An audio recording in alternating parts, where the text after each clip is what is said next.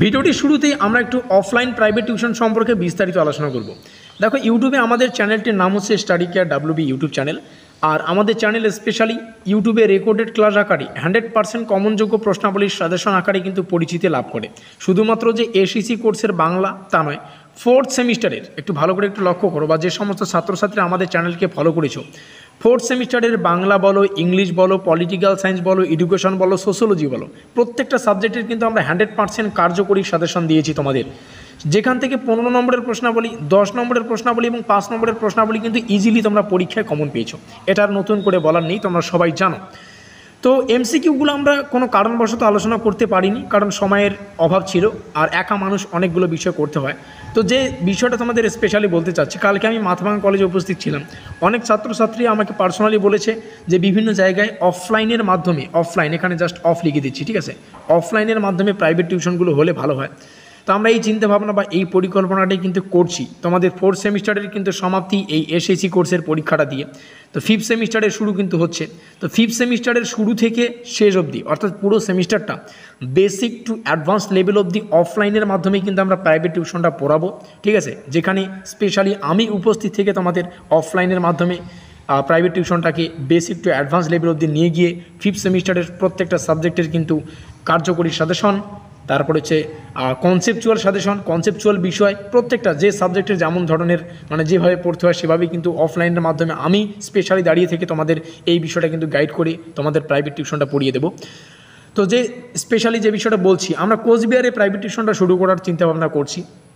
তো যে সমস্ত ছাত্রছাত্রীরা অন্যান্য কলেজ থেকে রয়েছে, তোমরা অবশ্যই আমাদের সাথে যোগাযোগ করবে এবং নিজেরাই চিন্তাভাবনা করবে যে কোন জায়গায় প্রাইভেট টিউশনগুলো হলে ভালো হয়, এবং আমরা সেখানে গিয়ে স্পেশালি একটা প্রপারলি জায়গা ম্যানেজ করে সেখানে কিন্তু অফলাইনের মাধ্যমে একটা জায়গা ম্যানেজ করে অফলাইনের মাধ্যমে আমি উপস্থিত থেকে সেই প্রাইভেট টিউশনটা শুধুমাত্র যে 5th সেমিস্টার তা না, 3rd সেমিস্টারের হবে এবং 1st সেমিস্টারের হবে। যেহেতু এর পরের যে সেমিস্টারগুলো 1st, 3rd এবং 5th সেমিস্টারের হচ্ছে, যেহেতু আজকে আমি 4th সেমিস্টারের আলোচনা করছি একটা প্রশ্নপত্র সম্পর্কে, তো 4th সেমিস্টারের পরবর্তী সেমিস্টার 5th, তো 5th সেমিস্টারের প্রত্যেকটা তোমরা জানতে পারবে, ঠিক আছে। তো তোমরা নিজস্ব একটু দেখবে তোমরা কোন কোন কলেজের আন্ডারে রয়েছো, এবং সেখানে আমি স্পেশালি একটু তোমরা আমাদের সাথে যোগাযোগ করবে, একটু পরেই আমি যোগাযোগ নম্বর দিয়ে দেবো।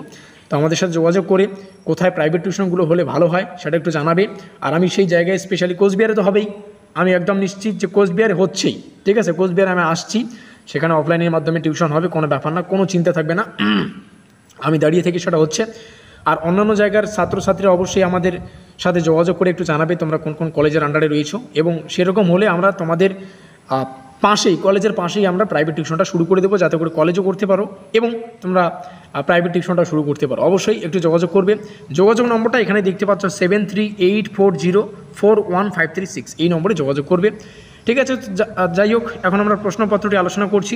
কোচবিহার পঞ্চানন বর্মা ইউনিভার্সিটির অফিসিয়াল লোগো, এখানে লেখা রয়েছে Coochbehar Panchanan Barma university, BA programme, 4th semester examination 2024, SEC কোর্সের বাংলার যে প্রশ্নপত্রটির, সেই প্রশ্নপত্রটির এমসিকিউর উত্তরগুলি জানতে পারবে, এবং আমরা যে সমস্ত বড় প্রশ্নের সাজেশন রেখেছি সেখান থেকে তোমরা 100% কমন পেয়েছো, কোন কোন প্রশ্ন কমন পেয়েছো সেটাও তোমরা জানতে পারবে।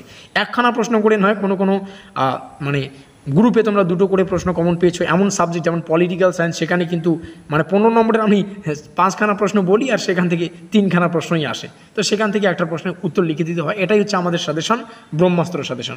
আর তাহলে ভাবো আমরা যখন অফলাইনে আসবো তাহলে কি হতে পারে আর কি, ঠিক আছে। তো যাই হোক, 40 মার্কের পরীক্ষা হচ্ছে, সবাই জানো। এমসিকিউগুলি সলভ করে দিচ্ছি। প্রথমে 10খানা উত্তর করতে হয়, সেটা হচ্ছে সৌন্দর্যজনিকা বিদ্যা কোনগুলি, সৌন্দর্যজনিকা বিদ্যা এই মুহূর্তে মনে পড়ছে না, আমি পরবর্তী সময় কমেন্টে জানিয়ে দেবো। খ নম্বরে জানতে চাইছে চলচ্চিত্রের আবির্ভাব কোন শতাব্দীতে, সঠিক উত্তর হচ্ছে 19বিংশ শতকের শেষের দিকে লিখতে হবে, ঠিক আছে, 19বিংশ শতকের শেষের দিকে। তারপরে গ নম্বরটা এই মুহূর্তে মনে পড়ছে না, ঘ নম্বরটা বলে দিচ্ছি, কবিতা ও চলচ্চিত্রের প্রধান বৈশিষ্ট্য কী। দেখো, যদি এইভাবে উত্তরটা লেখো তাহলে খুব ভালো হবে। কবিতা ও চলচ্চিত্র দুটি ভিন্ন শিল্প হলেও এদের উদ্দেশ্য কিন্তু প্রায় এক। উদ্দেশ্যটা কি? বাস্তবকে মানুষের সামনে তুলে ধরা, এরকমভাবে লিখবে। তারপরে রয়েছে পরবর্তী চলচ্চিত্র স্থাপনের কাছ থেকে কী কী উপাদান নিয়েছে, ওটা বানিয়ে লিখে দিলেই হবে। 6 নম্বর হচ্ছে সত্যজিৎ রায়ের রবীন্দ্রনাথ ঠাকুর কী ধরনের চলচ্চিত্র, একটু এক্সপ্লেন করে বলছি। দেখো, রবীন্দ্রনাথ ঠাকুর বা ঠাকুরের মানে 1961 সালে, কি বললাম, 1961 সালে 1961 সালে ভারতীয় ডকুমেন্টারি ফিল্ম, এই যে রবীন্দ্রনাথ ঠাকুর এখানে তোমরা যে দেখতে পাচ্ছ, এটি একটি চলচ্চিত্র বটে, এটি একটি ডকুমেন্টারি ফিল্ম যা কিনা সত্যজিৎ রায় কর্তৃক রচিত, সত্যজিৎ রায় রচিত করেন এবং পরিচালিত করেন। এটি হচ্ছে বিখ্যাত বাঙালি লেখক রবীন্দ্রনাথ ঠাকুরের কি মানে জীবনী আর কি, বা রবীন্দ্রনাথ ঠাকুরের ডকুমেন্টারি ফিল্ম আর কি, যেটা 1961 সালে রচনা করা হয়, সত্যজিৎ রায় পরিচালিত করেন, রচিত করেন। বোঝা গেল। পরবর্তী কোন জায়গায় ছিলাম? এই প্রশ্নটাতে ছিলাম। চলচ্চিত্রের বিশ্বাসযোগ্যতা কিসের উপর নির্ভর? এটা পরে বলবো। চলচ্চিত্রে ব্যবহৃত একটি আধুনিক প্রযুক্তির নাম লেখো। অনেকগুলো নাম বলছি, তোমরা যে কোনো একটা নাম যদি লিখে দিয়েছো তাহলে সঠিক হবে। কার্টুন, তারপর যে গ্রাফিক্স, তারপর ডিজিটাল সাউন্ড, ডিজিটাল ক্যামেরা লিখে দিতে পারো। তো যাই হোক, আর বাকিগুলো মনে পড়ছে না প্রত্যেকটাই। এখান থেকে একটা প্রশ্ন দেখো, মন্তাজ কোন ভাষার শব্দ? এটা আমি স্পেশালি 15 নম্বরের জন্য একটা প্রশ্ন তোমাদেরকে বলেছি। তো মন্তাজ একটি ফরাসি শব্দ বা ফারসি শব্দ, আর যার বাংলা অর্থ হচ্ছে, বাংলা অর্থটা কী হবে? মন্তাজ বাংলা অর্থ হচ্ছে এডিটিং আর কি, এডিটিং ইংলিশ অর্থ।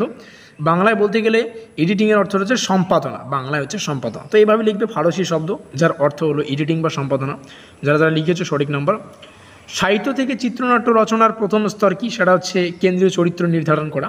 সত্যজিৎ রায়ের লেখা একটি চলচ্চিত্র বিষয়ক গ্রন্থের নাম? মোস্ট ইম্পর্টেন্ট প্রশ্নটি, যদিও এটাই এসেছে।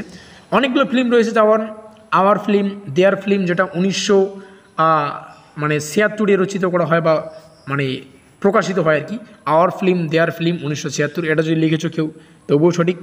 আরও একটা মনে পড়ছে, সেটা হচ্ছে বিষয় চলচ্চিত্র, যেটা 1982-তে হয়। বিষয় চলচ্চিত্র নামক একটি বই, ঠিক আছে, বিষয়ক মানে চলচ্চিত্র বিষয়ক গ্রন্থ, এটা 1982-তে হয়, বিষয় চলচ্চিত্র যার নাম। আর একটা মনে পড়ছে, একেই বলে শুটিং, ঠিক আছে, 1978। এই তিনটার মধ্যে যে কোনো একটা লিখে দিলেই সঠিক হবে। পরবর্তীতে আমরা আসবো, ভারতীয় চলচ্চিত্রের জনক কাকে বলা হয়? এটা সবাই জানো, সেটা হচ্ছে দাদা সাহেব ফালকে। আর দাদা সাহেব ফালকে ভারতীয় চলচ্চিত্রের জনক নামে পরিচিত।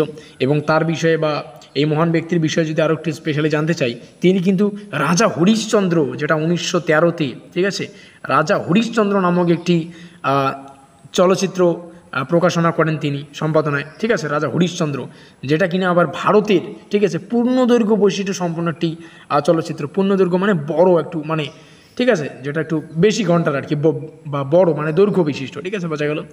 প্রথম সবাক বাংলা চলচ্চিত্রে সবাই জানো জামাই ষষ্ঠী। আর জামাই ষষ্ঠীর তোমরা সেই সম্পর্কে নির্মিত সালটা লিখে দিতে পারো। নির্মিত সাল জামাই ষষ্ঠীর মনে হচ্ছে আমার 1931, একদম পারফেক্ট, 1931 এটি নির্মাণ করা হয়। রবীন্দ্রনাথ ঠাকুরের উপন্যাস অবলম্বনে নির্মিত একটি চলচ্চিত্রের নাম দেখো, অনেকগুলো রয়েছে, যেমন 1946 সালের রবীন্দ্রনাথ ঠাকুরের লেখা উপন্যাস নৌকাডুবি নিয়ে মানে নিতিন বসু কিন্তু মিলন নামে একটি চলচ্চিত্র তৈরি করেন, ঠিক আছে। তো চলচ্চিত্রের উদাহরণ এটি একটি। আর আরও একটা আছে 1960-এ, সেটা হচ্ছে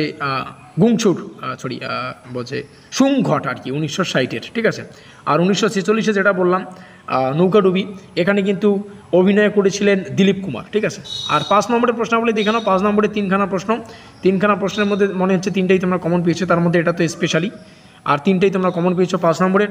10 নম্বরের প্রশ্ন তোমরা এখান থেকে এই প্রশ্নটা কমন পেয়েছো, চলচ্চিত্রকে কেন আলোকচিত্রের প্রসারণ বলা হয়? যদিও আমাদের সাজেশনে একটু ঘুরিয়ে পেঁচিয়েছিল, যেমন বললাম না, কিছু কিছু সাবজেক্ট রয়েছে যেটা হচ্ছে থিওরিটিক্যালি বা মানে কনসেপচুয়াল, সেটা কনসেপচুয়াল পড়তে হয়।